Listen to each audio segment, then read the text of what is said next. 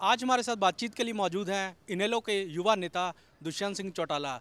आइए जानते हैं क्या उनके प्लान्स हैं आगे आने वाले लोकसभा के चुनावों में। जी दुष्यंत, स्वागत है आपका डे एंड नाइट न्यूज़। बहुत बहुत धन्यवाद।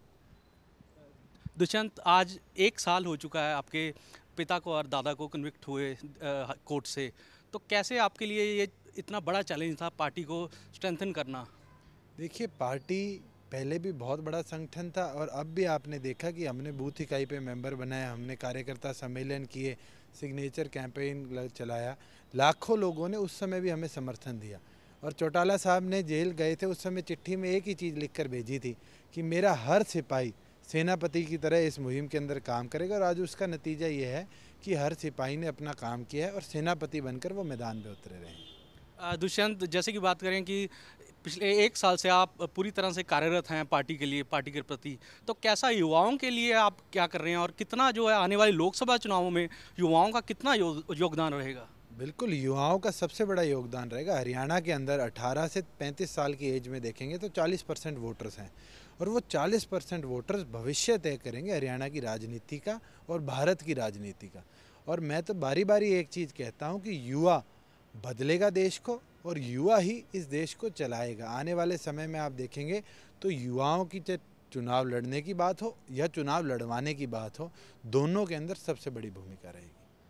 एक आपने जो हरियाणा के अंदर एचसीएस की जो भर्तियों के खिलाफ जो है आवाज़ उठाई कि हुड्डा सरकार के ने जो एचसीएस में भर्तियां की उनमें काफ़ी जो है धांधली हुई। आगे आपका क्या प्लान है उसके बारे में? अभी हमने 61 नाम लोगों के बीच में उजागर करने का काम किया। जब हमने हस्ताक्षर अभियान चलाया पूरे प्रदेश के अंदर तो लगभग 17 लाख लोगों ने हमारा समर्थन किया अभी तक। ये अभी हमारे पास डाटा गांव वाइज आ रहा है।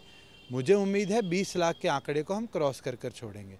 और ये विश्वास अगर लोगों ने हमारे को इस चीज़ के अंदर दिखाया और साथ साथ हमें बताया कि ये 61 नाम नहीं है, ये 85 से ऊपर नाम है, तो हम जल्द अगले 25-26 नाम जो इस लिस्ट के अंदर नहीं थे और जो रिश्तेदार लगे हैं उनके भी लोगों के बीच में उजागर करने का काम करेंगे। और साथ साथ माननीय महामहिम जी से हम कल मुलाकात कर आए और उनने भी हमें ये भरोसा दिखाया कि वो लीगल राय लेकर इसमें भी जुडिशियल इंक्वायरी की आगे मांग करेंगे।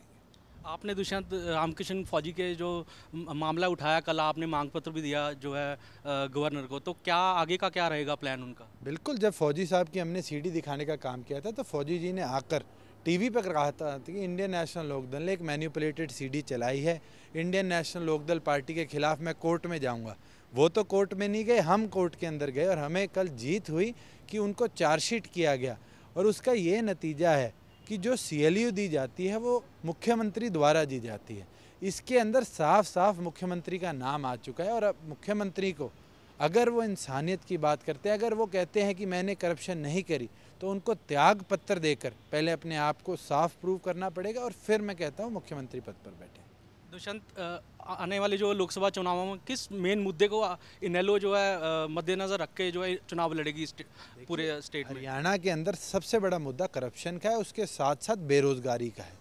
हमारे यहाँ बड़ी बड़ी जितनी भी इंडस्ट्रीज थी, आज वो सारी इंडस्ट्री हरियाणा प्रदेश को छोड़कर दूसरे प्रदेशों में भाग चुकी है। जैसे गुजरात में मारुति गई, राजस्थान में होंडा गई, उत्तराखंड में हीरो होंडा गई। तो इस तरीके से हर कंपनी ने हरियाणा के अंदर निवेश करने से कतराना शुरू कर दिया है। और हरियाणा के जहां हज़ारों युवा एम्प्लॉयड थे, आज वो युवा बेरोज़गार हो चुके हैं। तो कहीं ना कहीं से एम्प्लॉयमेंट बहुत बड़ा इशू रहेगा। और हमने तो जब हमारी गवर्नमेंट थी मारुति को लाने का काम किया, उनका सेकंड प्लांट लगवाया, हीरो होंडा को ज़मीन दी, होंडा को ज़मीन दी। हमारी सरकार में बीएमडब्ल्यू तक से हमने वादा कर लिया था कि आपको महेंद्रगढ़ ज़िले के अंदर हम लगभग 200 एकड़ ज़मीन देंगे जहां आप अपना प्लांट लगाएंगे, मगर वहां पर जो एम्प्लॉयमेंट होगी 80% हरियाणा के बच्चों की होगी। मुख्यमंत्री जिस दिन शपथ ली भूपेंद्र सिंह हुड्डा ने, उसी दिन उस एमओयू को कैंसिल किया गया। जहां बिजली की बात करते हैं तो हरियाणा में मुख्यमंत्री बड़े धूम धड़ाके से कहते हैं मैंने 4 नए पावर प्लांट लगाए, मगर जब आप पावर प्लांट्स को देखोगे तो कोई ऐसा पावर प्लांट नहीं है जिसके अंदर 50% से ज़्यादा बिजली हरियाणा प्रदेश को मिलती है। सब दिल्ली को बेची जाती है क्योंकि सोनिया गांधी को खुश रखना है। तो इस तरीके से जो हरियाणा के अधिकार हैं उनका हनन करने का काम मुख्यमंत्री ने किया। साथ साथ हरियाणा के कमेरों को और युवाओं को मारने का काम, किसानों को मारने का काम इस सरकार ने किया। दुष्यंत, आम आदमी पार्टी के बारे में आप क्या कहेंगे? जैसे दिल्ली में उन्होंने 28 सीटें जीती आम आदमी पार्टी ने, तो हरियाणा में जो लोकसभा के चुनाव है उनमें भी आम आदमी पार्टी का जो है, जो उन्होंने मेंबरशिप ड्राइव चला रखी है, काफ़ी उनको जो है हौसला मिल रहा है और काफ़ी वो ज़ोर शोर से जो हरियाणा में वो दावा कर रहे हैं कि वो आने वाले चुनावों में अब कुछ करके दिखाएंगे। तो कितना इनेलो को आम आदमी पार्टी से खतरा रहेगा?